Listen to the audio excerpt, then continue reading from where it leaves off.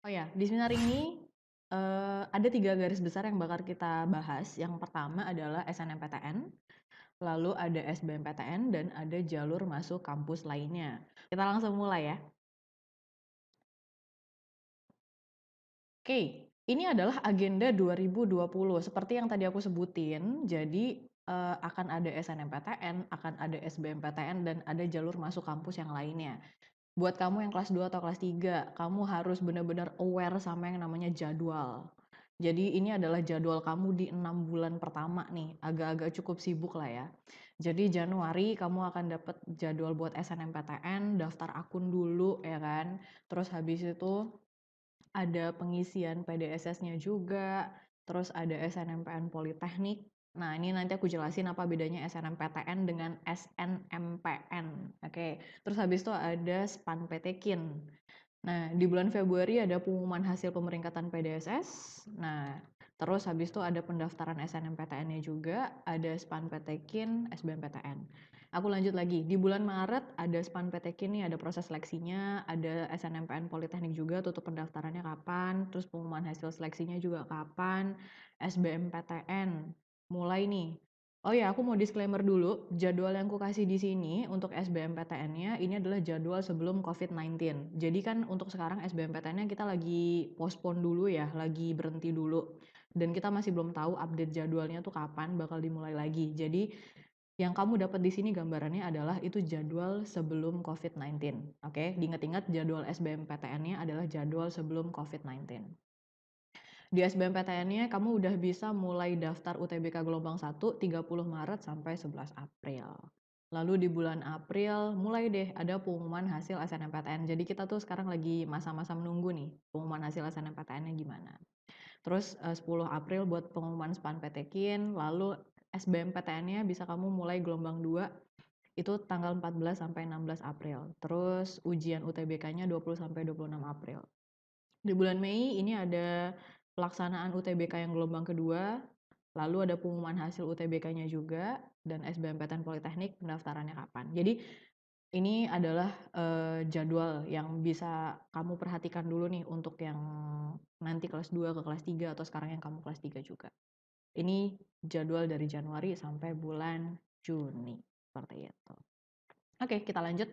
Kupas tuntas tanpa bekas SNMPTN. Jadi ini yang bakal kita bahas hari ini. Ini section yang pertama. Biar kamu nggak pusing-pusing nih nanti SNMPTN harus gimana. Kita langsung masuk ke materinya. Jadi SNMPTN itu adalah seleksi nasional masuk perguruan tinggi negeri dan di sini seleksinya menggunakan jalur rapot. Jadi pakai semester 1 sampai semester 5. Ini adalah bisik-bisik SNMPTN. Di SNMPTN ini tadi udah aku sampaikan, kamu cukup pakai nilai rapor kamu dari semester 1 sampai semester 5, lalu pilih kampus serta jurusan. Ini yang bakal kita bahas isunya. Ya, berikut adalah data statistik 2019 orang yang daftar SNMPTN. Jadi bisa kamu lihat nih, yang daftar 2019 itu ada 478.608 siswa.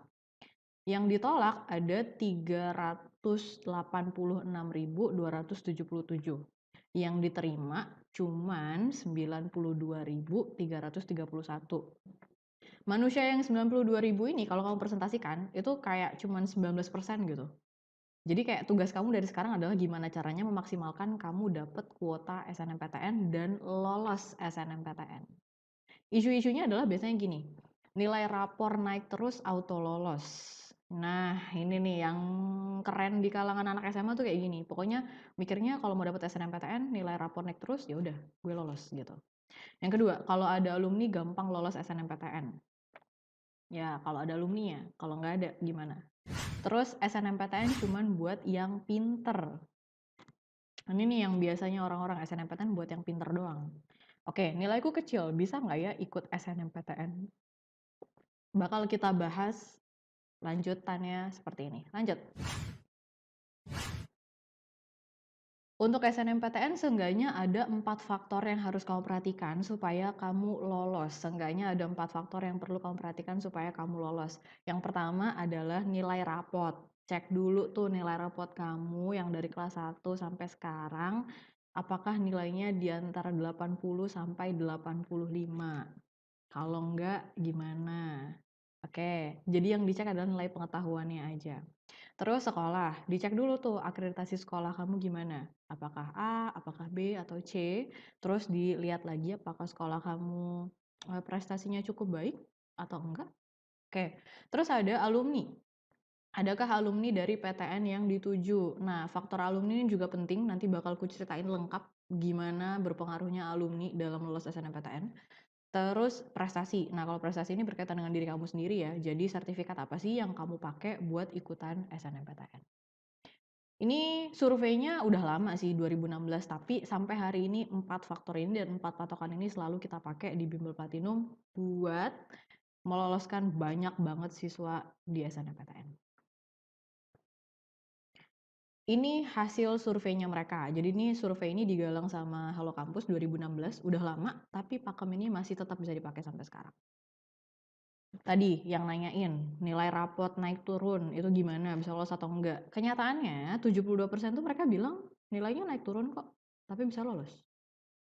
Terus yang kedua, sekolah. 58% responden menyatakan sekolah mereka cukup berprestasi, entah tingkat kabupaten atau tingkat kota. Jadi kamu dicek-cek lagi tuh sekolah kamu seperti apa. Alumni. Peserta SNMPTN memilih PTN yang sudah ada alumni dari sekolah asal mereka. Nah, yang pilih perguruan tinggi atau tempat kuliah yang udah ada alumninya, nyatanya cuma 40% doang. 60%-nya ya udah random aja gitu, pilih yang mana. Terus soal prestasi. Tadi kan aku bahas tuh bilangnya kamu harus punya sertifikat dulu ya kan. Tapi kenyataannya nih responden itu lebih dari 50% nggak pakai sertifikat, nggak punya sertifikat, tapi bisa lolos. Oke, mungkin sekarang kamu masih penasaran sih, maksudnya kayak gimana untuk nilai-nilainya itu harus berapa aja? Kita langsung masuk ke penilaiannya. Next.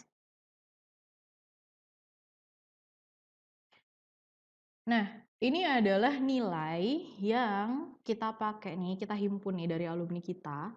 Jadi kalau Kak Dewi nonton mungkin, ini Dewi Arisya Wasemeliala dari Semansa Batam, lolos di Unpad jurusan hukum. Untuk lolos di Unpad jurusan hukum nilainya nih kamu bisa perhatikan di semester 1 itu 82, semester 2 84, semester 3 88, semester 4-nya 89, semester 5-nya 91. Kalau kamu perhatikan nilainya emang naik terus. Nah, dia juga melampirkan sertifikat lomba cerdas cermat 4 pilar MPR sama menyertakan sertifikat finalis OSC.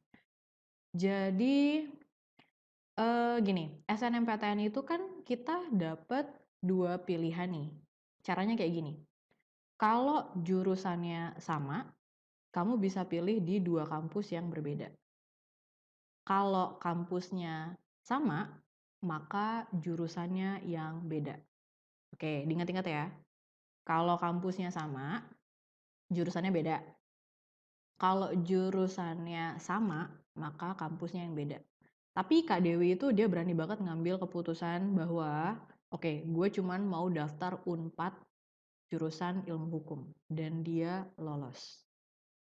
Nah, ini aku mau sharing sedikit gimana ceritanya kok bisa dia lolos. Jadi dia pakai 4 pakem yang tadi. Nah, kebetulan nih Kak Dewi itu dia punya alumni tahun lalu di Unpad juga, ilmu hukum juga, yang namanya Kak Cynthia. Nah, Kak Cynthia itu emang les di Platinum juga, jadi satu link lah, satu pertemanan gitu. Jadi yang Dewi lakukan adalah dia kontak Kak Cynthia. Dia tanya Kak Cynthia, Kak mau nanya deh, kemarin nilainya berapa yang dipakai buat rapot?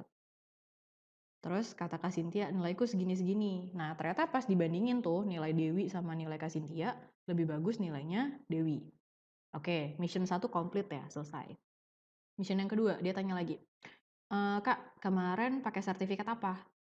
Terus kata Kak Cynthia, oh aku pakai sertifikat ini.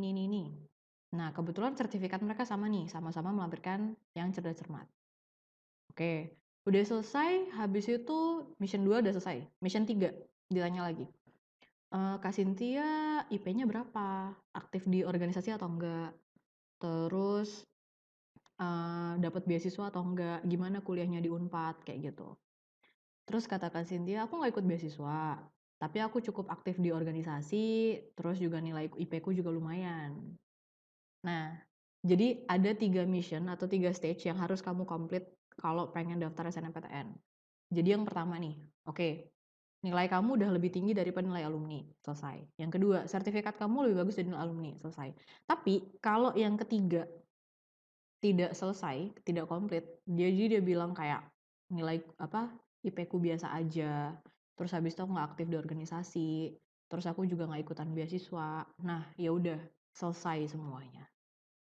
Kenapa bisa kayak gitu? Karena mau kamu nilainya lebih bagus, mau sertifikat kamu lebih bagus, tapi kalau ternyata alumni kamu nggak bisa apa-apa, ya kecil sih kemungkinan kamu buat lolos. Jadi kayaknya kamu harus hitung-hitung lagi. Secara mekanisme ya, SNMPTN tuh gampang sih, kayaknya cuman pilih-pilih kampus, pilih jurusan, kasih rapot, kasih sertifikat, lolos. Padahal nggak kayak gitu. SNMPTN itu nggak segampang kayak milih gorengan di pinggir jalan, risetnya tuh panjang gitu. Buat Kak Dewi milih, oke gue mau ke Unpad Ilmu Hukum aja, itu panjang banget. Jadi jangan sepelekan buat SNMPTN. Oke, lanjut lagi. Yang next ya. Oke, ada Kak Talida. Nah, ini lolos di UB jurusan psikologi. Starting point-nya ada 78, lalu semester 2-nya 84, 85, 86, dan 89. Kalau kamu bandingin sama Kak Dewi tadi, kalau Dewi tadi nilai startingnya udah tinggi. Nah, Talidah ini starting point-nya 78. Iya, hitungannya cukup rendah sih. Cuman, kayaknya kamu harus cek sertifikat dia deh. Sertifikatnya adalah peserta Asia Youth International Model United Nations 2017. Jadi, kalau nilai lo biasa aja, make sure sertifikat lo kayak gitulah. Terus yang kedua ada juara 2 Spelling Bee Competition 2018 dengan tema Revolution of Malay, dan dia juga menyertakan sertifikat tambahan yaitu ROHIS. Di SNMPTN ini kamu seenggaknya bisa maksimal ya memasukkan 3 sertifikat. Jadi maksimalkan dengan baik lah. Note-nya, sertifikat yang bisa kamu masukkan adalah sertifikat yang kamu dapat selama di SMA. Jadi kalau kamu waktu TK, SD, SMP pernah ikutan lomba nih, misalnya TK ikutan lomba mewarnai, itu nggak bisa dipakai. Terus habis itu SD mungkin kamu pernah ikutan lomba balap kerupuk makan karung, nah itu juga nggak bisa. Terus SMP mungkin kamu ikut lomba apa, jadi sertifikatnya pure yang kamu dapat selama di SMA. Terus sertifikatnya jangan sertifikat tanah, tidak bisa di sini, mendingan kamu pakai buat ujian mandiri, oke? Nah ini condition yang kedua, dimana kalau nilai kamu startingnya rendah, make sure kamu punya sertifikat yang keren banget. Lanjut. Oke, ini adalah Kak Akila, lolos di Unsri.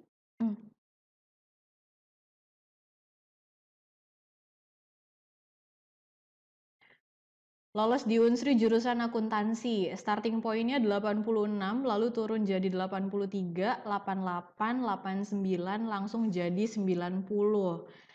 Nah, tadi aku ngasih beberapa condition ya. Jadi kalau Kak Dewi yang pertama nilainya naik terus, sertifikatnya bagus. Terus kalau kata Lidah tadi nilainya awalnya jelek tapi sertifikatnya sampai internasional. Ini condition yang ketiga. Nilainya dari awal emang udah bagus. Tapi sertifikat yang dia lampirkan cuman sertifikat ekstrakurikuler. Jadi makanya SNMPTN itu cukup unik dan bergantung dari kasus masing-masing. Nilai kamu gimana dan gimana sertifikat kamu. Oke, lanjut lagi. Next. Buat yang nonton live stream dan kamu dari Bengkong, kamu dapat salam dari SMA 8 nih. Ada Kak Dinda Rizky Noviza, kita panggilnya Kak Ocha. Lolosnya di Universitas Negeri Malang, jurusan Pendidikan Matematika. Starting point-nya 79, lanjut dari 80, 83, 86, dan jadi 85. Harus kamu highlight di sini. Tidak melampirkan sertifikat apapun. Gila ya? Jadi aku pengen buka pikiran kamu bahwa orang punya sertifikat dan orang nggak punya sertifikat itu punya kesempatan yang sama. Sama bisa lolos. Tinggal gimana caranya memaksimalkan peluangnya aja. Kayak gitu. Wah, ada yang dari Bengkong nih. Yang Bengkong udah nonton nih. Jadi kayak gitu ya. Jadi buat Tips ini tuh tipsnya bukan cuman buat kamu yang masih jadi siswa, yang kamu guru-guru pun kamu mau share ke anak-anaknya, mau siswanya, terus ataupun kamu orang tua murid yang bingung nih gimana milihin kampus buat anak, ini kita kasih tips di sini. Jadi ajak orang tua kamu juga ikutan buat nonton. Jadi stay tune di sini. Nah, kita lanjut lagi, next. Oke, buat yang tadi udah nonton live stream dari orang-orang Tiban Kampung. Nah, dapat salam nih dari SMA 4. Di SMA 4 pun ada nih yang lolos SNMPTN. Namanya Kak Dewi Sri Rezeki. Nah, lolos di Universitas Negeri Malang jurusan psikologi. Nilai starting awalnya ada 81, 82, 82 lagi, 83, dan 85. Ini juga mau ku highlight ke kalian, tidak melampirkan sertifikat apapun. Tidak melampirkan sertifikat apapun. Jadi kayak gimana pun conditionnya, lo tetap punya kesempatan yang sama buat lolos SNMPTN. Dan di Bimbel Platinum pasti bakal kita bantuin kamu gimana caranya bisa lolos SNMPTN. Oke? Lanjut. Nah, buat kamu yang berpikir bahwa SNMPTN itu cuma pasarnya anak SMA, tahan dulu bos, oke, tahan dulu, karena SMK pun punya pasarnya sendiri nih, SMK pun punya pasarnya sendiri, SMK juga bisa lolos SNMPTN. Jadi buat yang lagi live stream tuh, anak-anak SMK biasanya banyak. Nah ini aku mau kenalin, namanya Kak Olga, lolos di UB jurusan Sistem Informasi. Kalau kamu lihat nilainya, itu 85, langsung tinggi jadi 91. 89, 90, dan 90. Ini kalau ngeliat nilainya aja udah mimisan ya. Terus belum lagi sertifikatnya, melampirkan sertifikat juara 1 lomba cerdas cermat Sekepri. Juara 2 lomba cerdas cermat Sekepri lagi. Terus melampirkan sertifikat juara 2 Kompasgar. Kompasgar itu buat Paskibra. Jadi Kak Olga ini purna Paskibraka juga. Cuman ya here's the thing. Kalau untuk anak SMK. SMK itu punya batasan dalam ikut SNMPTN. Batasannya adalah kamu hanya bisa pilih jurusan sesuai dengan jurusan kamu waktu sekolah. Jadi ku sampaikan dari awal ya, kalau anak SMK pengen lolos SNMPTN, kamu cuman bisa pilih jurusan yang sesuai dengan dulu waktu kamu sekolah. Kayak Kak Olga nih, dulu waktu sekolah di STM, di SMK Negeri 1 Batam, jurusannya TKJ. Jadi dia lanjutnya juga yang berhubungan dengan TKJ, yaitu Sistem Informasi. Jadi nggak akan bisa kemana-mana ya. Oke, lanjut. Bang Tio Syaifuddin lolos SNMPTN 2019 di Universitas Brawijaya jurusan Teknik Komputer. Semester 1 nilainya ada 84, semester 2 90, semester 3 90, semester 4 88, dan semester 5 terakhir 88. Sertifikat yang Kak Tio lampirkan ada juara 2 cerdas cermat, terus sama sertifikat juara 3 cerdas cermat juga. Buat yang Kak Tio ini aku mau sharing sedikit sama kalian. Jadi aku mau bahas tentang pentingnya alumni. Jadi 2018 Bimbel Platinum itu ngelolosin satu namanya Bang Angga Sukma Bahari, lolos di UB jurusan Teknik Komputer. Itu dia satu orang ya. Nah, kita eager atau kita encourage Bang Angga ini untuk dapat beasiswa, untuk dapat IP yang bagus dan aktif di organisasi. Dan alhamdulillah semuanya udah digapai sama Bang Angga. Dan impact-nya adalah 2019 dari SMK Negeri 1 Batam yang lolos ke UB jurusan Teknik Komputer itu sampai jadi 5 orang. Jadi sampai 5 orang ya. 2018 cuma ngirim 1 orang, 2019 yang lolos sampai jadi 5 orang. Disitulah pentingnya alumni. Kita selalu eager, kita selalu kasih tahu sama siapapun yang les di Platinum dan dia dapat SNMPTN, kita bilang, tolong tahun pertama jangan aneh-aneh dulu. Yang hobi nongkrong jangan kebanyakan nongkrong, belajar dulu dibagusin IP-nya, lalu aktif di organisasi. Biar apa? Biar tahun depan banyak adik kelas kamu yang nyangkut atau bisa lolos di kampus dan jurusan yang sama. Karena aku sendiri ngalamin nih 2018 juga pernah Bimbel Platinum tuh ngelolosin satu anak lewat SNMPTN masuk di PTN ya, aku nggak mau sebutin di mana, jurusannya Fakultas Kedokteran. Tapi mungkin banyak kendala di fakultas kedokteran tersebut, belajarnya susah dan segala macamnya, jadi mungkin impact-nya ke IP jadi kurang bagus. Akhirnya 2019 nggak ada satupun anak yang bisa lolos di PTN yang kemarin seniornya itu, dan nggak ada juga yang lolos di FK atau kedokteran. Jadi mohon banget nih guys, ini info buat orang tua kalian atau buat kalian sendirilah, aware lah buat diri kalian. Siapapun kamu yang dapat SNMPTN, jangan apa ya, jangan seenaknya kayak ya udahlah aku udah lolos kok, emang kenapa kayak gitu, jangan. Kamu masih punya adik kelasmu, biar adik kelasmu bisa ikutan lolos juga. Oke, lanjut next. Nah, ini aku juga mau kenalin nih dari SMK Negeri 1 Batam. Pasti pertanyaannya kenapa sih di Bimbel Platinum SMK 1 doang? Jadi kita udah lama nih kerjasama bareng dengan SMK Negeri 1 Batam, jadi banyak banget anak SMK 1 yang numpuk di Platinum dan alhamdulillah mereka pinter-pinter dan lolos di PTN. Ada Bang Zakaria Firdaus dapat di UB jurusan Teknik Mesin. Starting point-nya kecil nih ya, 78. Semester 2 82, semester 3 82, semester 4 82 lagi, semester 5 82 lagi. Kalau kau perhatikan semester 1 semester 1 sampai semester 5 itu nilai dia nggak sampai 83. Cuman sertifikatnya, oke. Juara 1 kejuaraan Kempo Sekepri.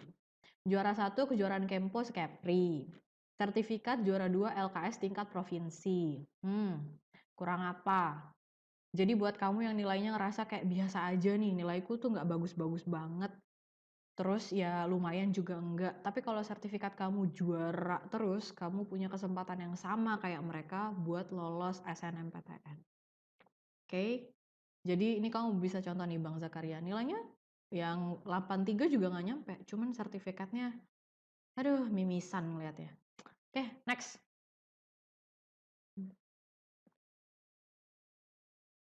Ada Bang Habib Yusuf Rohman. Ini lolos di Universitas Negeri Semarang, jurusan Pendidikan Teknik Mesin. Kamu boleh ketawa sekarang, aku akan ngajak kamu ketawa karena ini nilainya dia. Semester 1 80, semester 2 84, semester 3 82, semester 4 81, semester 5 86. Ini kalau kamu lihat ya, nilainya roller coaster. Sertifikatnya. Oke.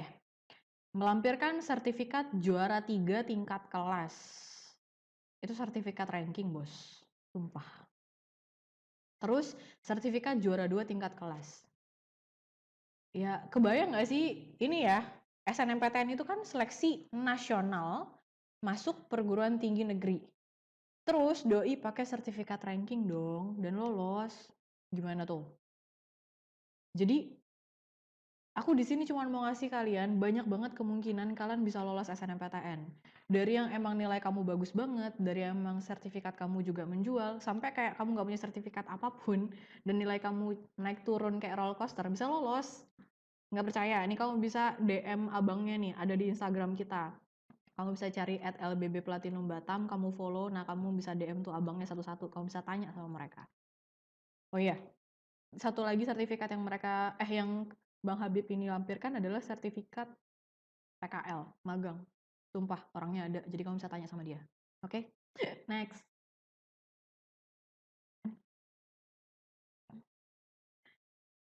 Ada, next lagi. Oke, ada Yusuf Wibisono. Nah, ini Bang Yusuf ini dulu di SMK Negeri 1 Batam jurusan Teknik Mesin, lalu sekarang dia lagi kuliah di Universitas Udayana di Bali. Jadi sekarang dia everyday is holiday lah ya. Jurusannya Teknik Mesin. Starting point-nya 79, 83, jadi 81, jadi 79, jadi 84. Ini yang perlu kamu highlight. Tidak melampirkan sertifikat apapun. Jadi dia tuh nggak pakai sertifikat apapun, tiba-tiba udah di Bali aja. Ini kalau kamu lihat nilainya nih 79, 83, 81, 79 lagi 84. Jadi kayak nilainya naik turun roller coaster, cuman tetap bisa lolos SNMPTN. Jadi di sini aku cuman pengen kasih tahu ke kalian kayak gimana pun kondisinya kalian tetap bisa lolos SNMPTN. Oke. Nah, pertanyaannya sekarang pasti dari kalian adalah gimana sih cara menghitung peluang buat lolos SNMPTN? Nah, kita bisa langsung ke Google-nya aja. Nah, di sini kamu akan dapat tampilan dari 85 PTN se-Indonesia. Jadi kamu akan dapat 86 bahkan tahun ini ya. Kamu akan dapat 86 pilihan universitas dari Sabang sampai Merauke. Kamu bisa pilih-pilih tuh mau yang mana. Oke, buat kamu yang anak SMA, itu gampang-gampang aja sih. Maksudnya kamu tinggal pilih aja mau Saintek kek, mau Soshum kek, itu gampang-gampang aja. Tapi kalau anak SMK nanti aku akan kasih tahu lebih lengkapnya apa batasan-batasan kalian, apa yang boleh, apa yang tidak boleh. Oke, misalnya kita pengen ke UGM lah ya. Oke, kamu pilih aja nih kampusnya yang mana yang pengen kamu tuju. Biasanya orang-orang nyarinya UGM gitu misalnya. Di sini ada Saintek dan ada Soshum. Jadi untuk kamu yang IPA SMA-nya, kamu tinggal pilih Saintek. Kalau kamu untuk yang IPS, kamu pilih Soshum. Biasanya anak-anak SMA atau anak SMK tuh yang dapat SNMPTN suka nanya, Kak, ini kalau aku misalnya sekolahnya SMA-nya IPA, terus aku pengen ngambil Soshum jurusannya, bisa atau enggak? Ya bisa-bisa aja, cuman kemungkinan lolosnya aku nggak tahu. Dan dari panitia juga udah bilang bahwa kalau emang kamu lebih baik meneruskan jurusan yang di sekolah. Jadi kalau emang kamu anak SMA IPA ya udah lanjutnya ke Saintek aja. Kalau kamu IPS baru lanjutnya ke Soshum. Oke, misalnya ke UGM nih. Jurusannya misalnya teknik sipil lah ya, banyak anak teknik kan di sini. Oke, langsung klik di jurusannya. Yang perlu kamu cek adalah yang pertama adalah daya tampung. Daya tampungnya ada 38 orang. Nah, di sini biasanya kamu akan dapat statistik 5 tahun terakhir. Jadi kalau kamu ikut SNMPTN-nya 2020, kamu akan dapat statistik dari 2019, 2018, 2017, 2016, dan 2015. Jadi kamu akan dapat statistik 5 tahun terakhir. Nah, yang harus kamu hitung itu adalah kesempatannya atau peluang lolosnya. Dengan cara gimana? Kamu membagi jumlah pendaftar dengan jumlah yang diterima. Oke. Hmm.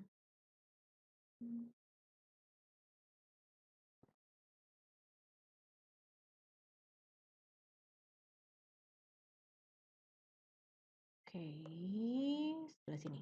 Nah, di sini jumlah pendaftarnya ada 959. Lalu silahkan kamu bagi 38. Ini yang kamu dapat, 25,23. Artinya apa? Untuk lolos di UGM, jurusan teknik sipil, kamu harus menyingkirkan 25 orang. Nah, cukup ketat ya persaingannya. Nah, biasanya kalau di Platinum tuh kita bilang kalau mau persaingannya agak rendah itu di bawah 20 gitu. Tapi kalau misalnya udah di atas 20 agak-agak susah sih kayak gitu. Yang lainnya lagi harus kamu cek adalah di sini kamu lihat dulu. Di sini dia nerima anak SMK atau enggak. Tadi aku udah bilang ya di awal, anak SMK itu punya batasan. Nah, aku mau kasih tahu sedikit, ada beberapa kampus yang tidak menerima anak SMK melalui jalur SNMPTN. Ada UI, ITB, UGM, IPB, itu adalah beberapa kampus yang tidak menerima anak SMK melalui jalur SNMPTN. Jadi buat kamu yang anak SMK nih, terus pengen banget ke teknik sipilnya UGM gitu. Nah, kamu harus lihat lagi nih di sini. Di sini dia cuma nerima anak SMA dan anak MA. Bahkan anak MA itu 2018, 2019 mereka udah nggak nerima lagi. Artinya kemungkinan ya 2020 dia cuma nerima anak SMA doang nih. Dia udah nggak nerima anak MA lagi. Itu yang harus kamu pertimbangkan dalam memilih SNMPTN. Jadi peluangnya ada tapi perlu kamu maksimalkan. Caranya tuh kayak gitu.